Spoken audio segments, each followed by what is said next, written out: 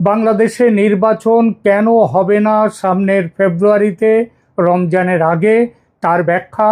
এবং দ্বিতীয় পর্ব হলো এই সম্ভাবনার প্রেক্ষিতে আমেরিকার ট্রাম্প প্রশাসন ও ভারতের মোদি প্রশাসন একযোগে বাংলাদেশের ব্যাপারে কি সিদ্ধান্ত নিতে চলেছে সেই ব্যাপারটি। প্রথমে ফেব্রুয়ারিতে নির্বাচন অনুষ্ঠানের সম্ভাবনা নিয়ে কেন অন্যরকম ভাবছে শুধু ভারত বা আমেরিকা নয়, বাংলাদেশের ভিতরের ও বাইরের বিরাট সংখ্যক মানুষ, সেই আলোচনাটা করি। 2025 সালের 5 আগস্ট টেলিভিশনে জাতির উদ্দেশ্যে ভাষণে মোহাম্মদ ইউনূস স্পষ্টভাবে বলেছেন, অন্তর্বর্তী সরকারের পক্ষ থেকে আমি প্রধান নির্বাচন কমিশনারকে চিঠি লিখব ফেব্রুয়ারি 2026-এ রমজানের আগে জাতীয় নির্বাচন আয়োজন করার অনুরোধ জানিয়ে। এরপর 2025 সালের 27-28 আগস্ট নির্বাচন কমিশনের সিনিয়র সচিব আক্তার আহমেদ আনুষ্ঠানিকভাবে নির্বাচনের রোডম্যাপ ঘোষণা করেছেন, যেখানে বলা হয়েছে নির্বাচনী তফসিল ডিসেম্বর 2025-এ ঘোষণা হবে, চূড়ান্ত ভোটার তালিকা নভেম্বর 2025-এ প্রকাশিত হবে। 24টি অগ্রাধিকার কাজের তালিকাও তিনি দিয়েছেন। নির্বাচন কমিশন, যা কিনা সাংবিধানিক প্রতিষ্ঠান, আনুষ্ঠানিকভাবে রোডম্যাপ ঘোষণা করেছে। তবু সংশয় ওঠে, কেননা এই সরকারি যেখানে অবৈধ অসাংবিধানিক, সেখানে তার প্রতিষ্ঠান কিভাবে সংবিধান সম্মত হবে? আরও কারণ আছে, যেমন ইউনূসের বিভিন্ন সময়ে তার প্রতিশ্রুতি ভঙ্গের ইতিহাস। ডিসেম্বর 2024-এ তিনি বলেছিলেন নির্বাচন হবে 2025 সালের শেষ দিকে। তারপর জুন 2025-এ এসে ঘোষণা করলেন না 2025-এর শেষ নয়, নির্বাচন হবে 2026-এর এপ্রিলে। আবার আগস্ট 2025-এ পরিবর্তন করে ফেব্রুয়ারি 2026-এ ভোটের কথা বললেন। এই যে ক্রমাগত তারিখ পরিবর্তন, তার সরকারের বিশ্বাসযোগ্যতায় গুরুতর প্রশ্ন তুলেছে। দেশের রাজনৈতিক দলগুলোও বিশ্বাস করে না তার কথা। বিএনপি স্পষ্টভাবে বলেছে, জনগণ প্রশ্ন করতে শুরু করেছে এই সরকারের অধীনে নির্বাচন আদৌ হবে কি না। বিএনপি নেতা আমির খসরু মাহমুদ চৌধুরী তিনি বলেছেন, সরকার কৌশল করছে, তবে বিলম্বের এই কৌশল কাজ করবে না। এছাড়া সংস্কারের নামে ক্ষমতা আঁকড়ে রাখার একটা অভিযোগও ইউনূসের বিরুদ্ধে।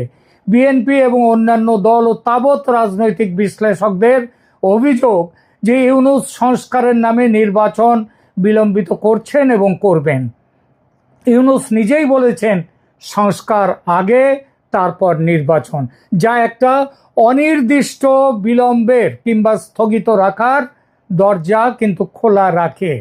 4 নম্বর, রাজনৈতিক বিশ্লেষকরা বলছেন যে ইউনূসের সরকার সিদ্ধান্তহীন, জনবিচ্ছিন্ন এবং ক্রমবর্ধমানভাবে জনগণের স্পন্দন শুনতে পাচ্ছে না।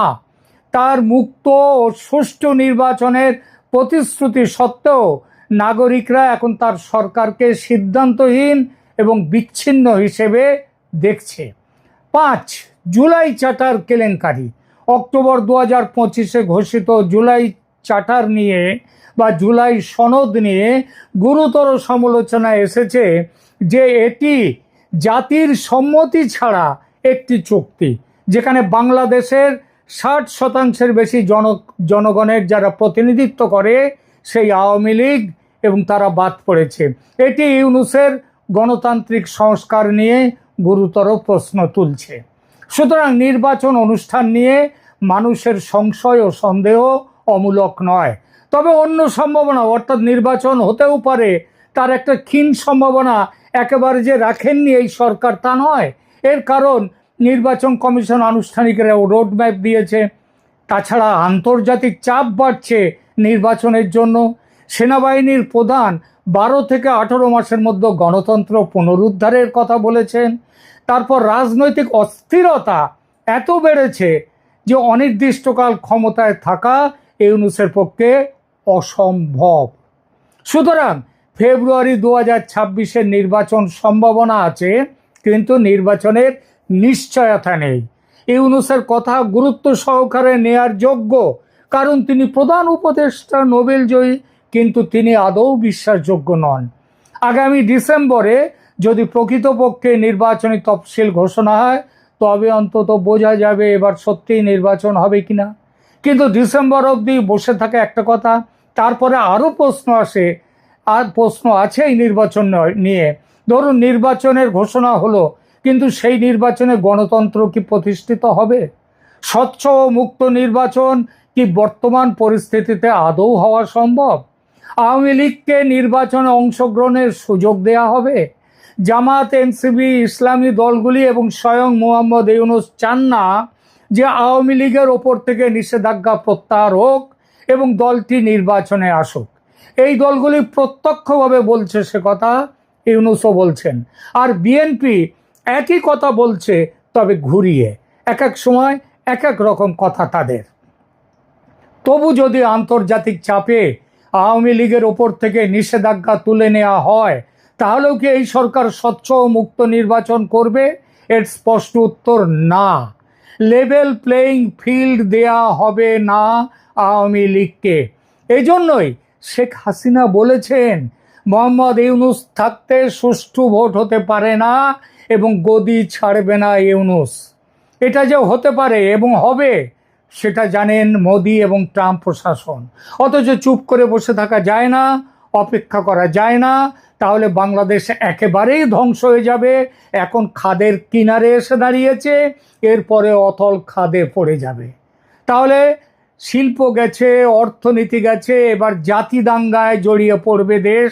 মৌলবাদী শক্তি দেশটাকে দখলের জন্য হন্য হয়ে উঠেছে। নির্বাচনকে রিগিং করে তারা নির্বাচনকে কি বলবো, নিজেদের মতো করে ধ্বংস করে তারা ক্ষমতার দখল মজবুত করবে। আর এখানেই আসছে বিকল্প ব্যবস্থা, যে ব্যবস্থা ঠিক করেছেন মোদি ও ট্রাম্পের প্রশাসন একযোগে। এটি আজকের আলোচনার দ্বিতীয় পর্ব। আমার সংবাদ নয়াদিল্লির কূটনৈতিক মহলের ভিতরের অসমর্থিত কিন্তু নির্ভরযোগ্য সূত্রে পাওয়া। দুই দেশের কূটনৈতিক মহল এই প্রস্তাবকে বলছে বাংলাদেশের শান্তি ও গণতন্ত্র পুনঃপ্রতিষ্ঠার পথের সন্ধান, একটি বাস্তবসম্মত প্রস্তাব। আবার খেয়াল করবেন কথাটি, যে গণতন্ত্র এবং বাংলাদেশের শান্তি, বাংলাদেশকে সমৃদ্ধির পথে পুনঃপ্রতিষ্ঠার জন্যে নতুন পথের সন্ধান, এবং এটি একটি বাস্তবসম্মত প্রস্তাব। 2024 সালের আগস্টে শেখ হাসিনা সরকারের পতনের পর থেকে আমরা যা দেখছি, তা কেবল একটি রাজনৈতিক পরিবর্তন নয়, এটি একটি আদর্শগত সামাজিক রূপান্তর, যা কিন্তু ভালোর দিকে নয়, বরং খারাপের দিকে, উদ্বেগের দিকে এগিয়ে নিয়ে যাচ্ছে বাংলাদেশকে। প্রথমত, বাংলাদেশে মৌলবাদের উত্থান। পরিসংখ্যান যা উপেক্ষা করা যায় না, সেই অনুযায়ী বাংলাদেশ হিন্দু, বৌদ্ধ, খ্রিস্টান ঐক্য পরিষদের প্রতিবেদন জানাচ্ছে 2024 সালের 4 আগস্ট থেকে 2025 সালের জুনের মধ্যে মাত্র 330 দিনে 2442টি সাম্প্রদায়িক সহিংসতার ঘটনা ঘটেছে, যা তার পূর্ববর্তী বছরের তুলনায় কয়েক গুণ। এই সহিংসতায় রয়েছে হত্যা, যৌন নিপীড়ন, গণধর্ষণ, উপাসনালয়ে হামলা, বাড়িঘর দখল এবং সংখ্যালঘুদের জোর করে বিতাড়ন। জাতিসংঘের মানবাধিকার কার্যালয়ের রিপোর্ট বলছে 2024 সালের জুলাই থেকে আগস্ট পর্যন্ত সহিংসতায় 1400 মানুষ নিহত হয়েছে। ওই এক মাসে 1.5 মাসে নিহত হয়েছে এই সংখ্যক মানুষ, যার মধ্যে 12% শিশু।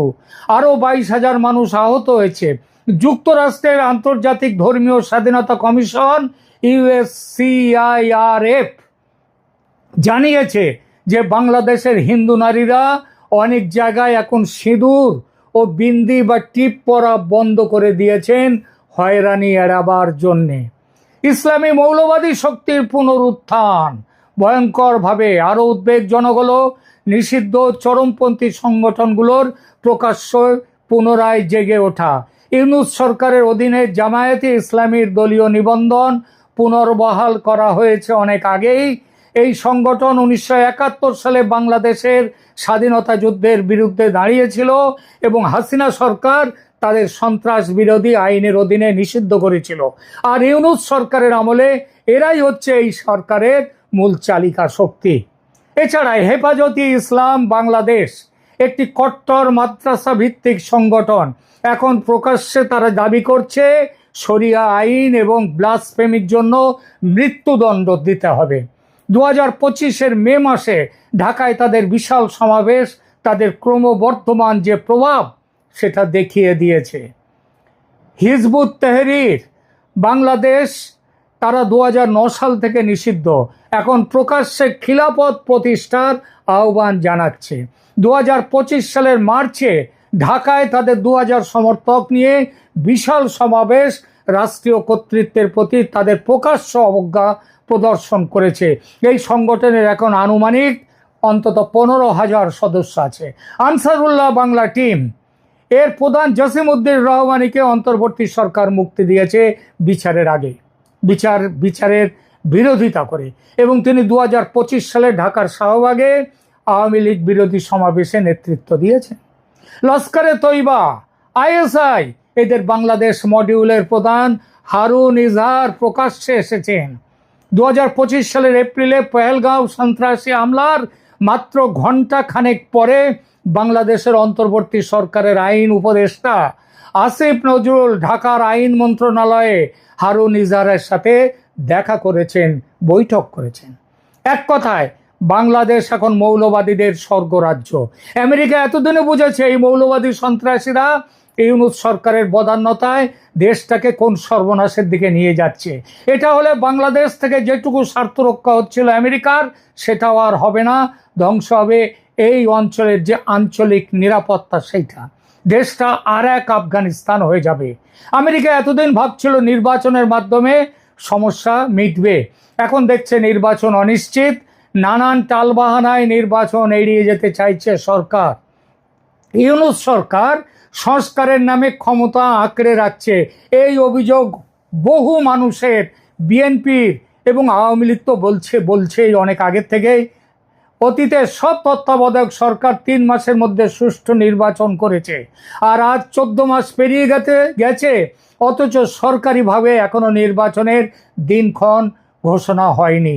রাজনৈতিক বিশ্লেষকরা সতর্ক করছেন যে এই বিলম্ব বাংলাদেশকে রাজনৈতিক অস্থিরতা এবং সম্ভাব্য সহিংসতার দিকে ঠেলে দিচ্ছে। বিএনপি নেতা সালাউদ্দিন আহমেদ সতর্ক করেছেন যে ফেব্রুয়ারির সময়সীমা মিস করা জাতীয় এবং আঞ্চলিক নিরাপত্তার জন্য গুরুতর পরিণতি ডেকে আনতে পারে। ভারতের উদ্বেগ নিছক কল্পনা নয়, বাস্তব হুমকি। ভারতের উত্তর পূর্বাঞ্চলের 7টি রাজ্য বাংলাদেশের সাথে দীর্ঘ সীমান্ত শেয়ার করে। বাংলাদেশে চরমপন্থী ইসলামী শক্তির উত্থান কেবল তার সংখ্যালঘুদের জন্যই নয়, পুরো অঞ্চলের জন্য, দক্ষিণ এশিয়ার জন্য একটা নিরাপত্তা হুমকি। 2025 সালের ফেব্রুয়ারিতে হোয়াইট হাউসে মোদি ট্রাম্প বৈঠকে ভারতীয় প্রধানমন্ত্রী বাংলাদেশের সাম্প্রতিক ঘটনাবলী নিয়ে তার উদ্বেগ জানিয়েছেন। ভারতের পররাষ্ট্র সচিব বলেছেন প্রধানমন্ত্রী তার মতামত এবং প্রকৃতপক্ষে বাংলাদেশের সাম্প্রতিক উন্নয়ন সম্পর্কে তার উদ্বেগের কথা রাষ্ট্রপতি ট্রাম্পের সাথে শেয়ার করেছেন। জেনেভা ইউএন মানবাধিকার কাউন্সিলে বাংলাদেশের রাজনৈতিক কর্মী ব্যারিস্টার নিঝুম মজুমদার সতর্ক করেছেন বাংলাদেশে যা ঘটছে তা ভারতের বিরুদ্ধে একটি প্রক্সি যুদ্ধ। টার্গেট হলো ভারত এবং যুদ্ধক্ষেত্র হলো বাংলাদেশ। আমরা এটা মানি যে শেখ হাসিনা সরকার নিখুঁত ছিল না, তার শাসন আমলে গণতান্ত্রিক স্থানের সংকোচন হয়েছে, বিরোধী দলের ওপর দমন পীড়ন হয়েছে, এবং 2014, 18, 2024 সালের নির্বাচনে অনিয়ম যে হয়নি, অনিয়মের অভিযোগ যে বাস্তব, সেটাও দেখা গেছে। 2024 সালের জুলাই আগস্টে ছাত্র বিক্ষোভে নিরাপত্তা বাহিনী প্রথমে কঠোর দমন পীড়ন যেটা করেছে সেটাও অসত্য নয়, কিন্তু তার শাসন আমলে বাংলাদেশ যা অর্জন করেছে তাও উপেক্ষা করা যায় না।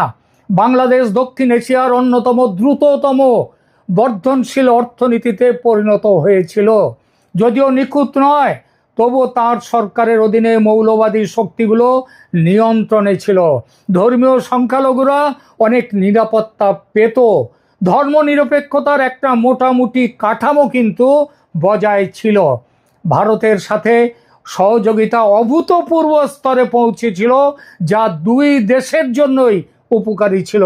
ভারতের জন্যও ছিল এবং বাংলাদেশের জন্য বেশি বই তো কম ছিল না। আঞ্চলিক সহযোগিতার একটি পরিবেশ ছিল, বর্তমানে কিছুই নেই। আর এখানেই উঠে এসেছে ভারত আমেরিকা দুদেশের আলোচনায় একটি বাস্তবসম্মত প্রস্তাব। এখন যে পরিস্থিতি তৈরি হয়েছে তাতে বাংলাদেশকে ক্রমবর্ধমান মৌলবাদ ও সহিংসতা থেকে বাঁচাতে একটি অস্বাভাবিক এবং শক্ত পদক্ষেপের প্রয়োজন। এই প্রয়োজন মেটাবার ক্ষমতা এবং যোগ্যতা একমাত্র আছে বাংলাদেশ আওয়ামী লীগের শেখ হাসিনার নেতৃত্বের। এই প্রস্তাবে কয়েকটি পর্যায় আছে। পর্যায় 1, জরুরি স্থিতিশীলতা, এটা 3 থেকে 6 মাসের জন্যে। এর মধ্যে শেখ হাসিনা তারা ফিরে যাবেন। শেখ হাসিনা একটি সময়ের জন্য, সীমিত সময়ের জন্য তিনি ফিরে যাবেন। নির্বাচিত প্রধানমন্ত্রী হিসেবেই যাবেন, তবে তার মূল দায়িত্ব হবে একটি জাতীয় স্থিতিশীল সরকারের প্রধান হিসেবে তিনি যাবেন। তার প্রধান দায়িত্ব হবে চরমপন্থী সহিংসতা বন্ধ করা, আইন শৃঙ্খলা পুনঃপ্রতিষ্ঠা করা, সংখ্যালঘুদের নিরাপত্তা নিশ্চিত করা, মৌলবাদী সংগঠনগুলোকে নিয়ন্ত্রিত করা, দেশের অর্থনীতিকে আবার নিজের জায়গায় ভালোভাবে তুলে নিয়ে আসা আগের মতো। প্রয়োজনে এই মৌলবাদী সংগঠনগুলোকে নিষিদ্ধ করতেও তিনি পারবেন। এটা প্রথম পর্ব। দ্বিতীয় পর্যায়ে সংস্কার ও প্রস্তুতির জন্য 3 থেকে 6 মাস, তাহলে মোট হলো এ পর্যন্ত 6 থেকে 12 মাস। একটি সত্যিকারের স্বাধীন নির্বাচন কমিশন গঠন করবেন। সব রাজনৈতিক দলের সাথে আলোচনা করে দেশকে গণতান্ত্রিক ব্যবস্থার দিকে নিয়ে যাবেন। অবিলম্বে সমস্ত রাজনৈতিক বন্দী ও সাংবাদিকদের মুক্তি দেবেন। ড্রাকোনিয়ান যত কালা কানুন, তার আমলের কালা কানুনকে এই আমলের সরকার ব্যবহার করছে, সেই কালা কানুনগুলোকে বাতিল করে দেয়া। 3 নম্বর এই পর্যায়ের তৃতীয় পর্যায়, গণতান্ত্রিক হস্তান্তর। 6 মাসের মধ্যে একটি মুক্ত, সুষ্ঠু, অন্তর্ভুক্তিমূলক নির্বাচনের ব্যবস্থা তিনি করবেন। সব দল তাতে সমানভাবে অংশ নেবে। কেন এই যে 3 পর্বের ব্যাপারটা, কেন এটা কাজ করতে পারে? মার্কিন প্রেসিডেন্ট ট্রাম্প স্পষ্টভাবে বলেছেন যে তিনি বাংলাদেশের বিষয়টি প্রধানমন্ত্রী মোদির ওপর ছেড়ে দিয়েছেন। এটি ভারতকে এই সংকটের সমাধানে নেতৃত্ব দেওয়ার সুযোগ দিয়েছে এবং ভারতের প্রধানমন্ত্রী মোদি ভারতের পক্ষ থেকে এই প্রস্তাব আমেরিকাকে দিয়েছেন এবং আমেরিকা প্রথমভাবে এই প্রস্তাব মেনে নিয়েছে। ট্রাম্প নিজে বলেছিলেন 2024 সালে যে তিনি বাংলাদেশের হিন্দু, খ্রিস্টান এবং অন্যান্য সংখ্যালঘুদের বিরুদ্ধে বর্বর সহিংসতার তীব্র নিন্দা করছেন। এই উদ্বেগ এখনো বৈধ এবং এমন একটি পদক্ষেপের জন্য আন্তর্জাতিক সমর্থন পাওয়া যেতে পারে যা এই সহিংসতা বন্ধ করতে পারে। সুতরাং ভারত এবং আমেরিকার যৌথ নেতৃত্বে এই ব্যবস্থা যদি হয়, কেউ প্রশ্নই তুলতে পারে যে কেন এই ব্যবস্থা কি গণতন্ত্রের বিরোধী নয়? এমন প্রশ্ন উঠতে পারে। তার উত্তরে বলার, বর্তমান পরিস্থিতি আরও বেশি গণতন্ত্র বিরোধী। ইউনূস সরকার নির্বাচিত নয়, ক্রমাগত নির্বাচন বিলম্বিত করছে এবং চরমপন্থী শক্তিগুলোকে পুনরায় জেগে ওঠার, বেঁচে ওঠার সুযোগ করে দিচ্ছে, তাদের বাঁচিয়ে তুলছে। একটি সীমিত সময়ের স্থিতিশীল সরকার, যার একমাত্র লক্ষ্য মুক্ত সুষ্ঠু নির্বাচন অনুষ্ঠান, গণতন্ত্র রক্ষার একটি পথ হতে পারে। দ্বিতীয় প্রশ্ন, শেখ হাসিনা যদি ক্ষমতা ছাড়তে রাজি না হন, মানে ক্ষমতায় আসার পর ইউনূসকে সরিয়ে দিয়ে তিনি ক্ষমতায় এলে তারপরে যদি তিনি ছাড়তে রাজি না হন এবং নির্বাচন যদি তিনি এড়িয়ে যান, উত্তর এটি একটি শর্তযুক্ত প্রস্তাব দেওয়া হবে শেখ হাসিনাকে। আন্তর্জাতিক গ্যারান্টি দিতে হবে তাকে যে নির্ধারিত সময়ে তিনি নির্বাচন করবেন এবং তিনি ক্ষমতা হস্তান্তরিত করবেন নির্বাচিত দলকে। সে দল যদি তার দল হয় তাতেও আপত্তি নেই, সে দল বিএনপি হলে তাকে দেবেন, সে দল জামাত হলে তাকে দেবেন। তার নিজের রাজনৈতিক উত্তরাধিকারের জন্য একজন স্থিতিশীল, তিনি শুধু অন্যায় করে যাননি, স্বৈর শাসক নন, তিনি যে একটি দেশকে স্থিতিশীল করেছেন, এই ব্যাপারেও ইতিহাসে তার নাম মনে থাকবে। তৃতীয় প্রশ্ন, বাংলাদেশের জনগণ কি এটা মেনে নেবে? উত্তর বাংলাদেশের জনগণ এখন দুটি পরিস্থিতির মধ্যে আছে: ক্রমবর্ধমান মৌলবাদ ও সহিংসতা এবং দেশের পিছিয়ে যাওয়া অর্থনীতিতে এবং প্রচণ্ড দারিদ্র্যের মুখে যাওয়া, আর একটি হচ্ছে সীমিত সময়ের স্থিতিশীল ব্যবস্থা যা সত্যিকারের গণতান্ত্রিক নির্বাচনের পথ প্রশস্ত করবে। যদি স্পষ্ট রোডম্যাপ থাকে এবং আন্তর্জাতিক তদারকি থাকে, সেটা থাকবেই, তাহলে বাংলাদেশের মানুষ সেটা সমর্থন করবে। কারণ বাংলাদেশের একটা বড় সংখ্যার মানুষ এখন বলছে হাসিনার আমলে, এর আগের আমলেই ভালো ছিলাম। এইবার শেষ করি। বাংলাদেশ একটি সন্ধিক্ষণে দাঁড়িয়ে আছে। একদিকে ইসলামী মৌলবাদ, সাম্প্রদায়িক সহিংসতা এবং আঞ্চলিক অস্থিরতার পথ, অন্যদিকে রয়েছে স্থিতিশীলতা, ধর্মনিরপেক্ষতা এবং সত্যিকারের গণতন্ত্রের সম্ভাবনার পথ। ইতিহাস আমাদের শিখিয়েছে যে কখনো কখনো অস্বাভাবিক পরিস্থিতিতে অস্বাভাবিক সমাধানের প্রয়োজন হয়। দ্বিতীয় বিশ্বযুদ্ধের পর জার্মানি এবং জাপানে, দক্ষিণ আফ্রিকায় বর্ণবাদের পর এবং অন্যান্য অনেক দেশে ক্রান্তিকালীন ব্যবস্থা গণতন্ত্র পুনঃপ্রতিষ্ঠায় সাহায্য করেছে। বাংলাদেশের সংকট শুধু বাংলাদেশের নয়, এটা দক্ষিণ এশিয়ার সংকট। এটি গণতন্ত্র বনাম মৌলবাদের সংকট, এবং এই সংকটের সমাধানে ভারত, মার্কিন যুক্তরাষ্ট্র এবং আন্তর্জাতিক সম্প্রদায়ের সক্রিয় ভূমিকা প্রয়োজন। শেখ হাসিনার ফিরে আসা একটি সীমিত সময়ের জন্য, তারপর তিনি স্পষ্ট নির্বাচনী রোডম্যাপ দেবেন এবং আন্তর্জাতিক তদারকিতে নির্বাচন। এটি হতে পারে বাংলাদেশকে অতল গহ্বর থেকে বাঁচানোর একটি মাত্র পথ। এই পথে চলতে সহমত হয়েছে ভারত ও আমেরিকা। আশা করা যায় শীঘ্রই বাস্তবায়ন হবে এই পথের। অর্থাৎ হাসিনা ফিরে আসবেন, বাংলাদেশে খুব শীঘ্রই ক্ষমতা গ্রহণ করবেন ইউনূসকে হঠিয়ে। আপাতত এটুকুই।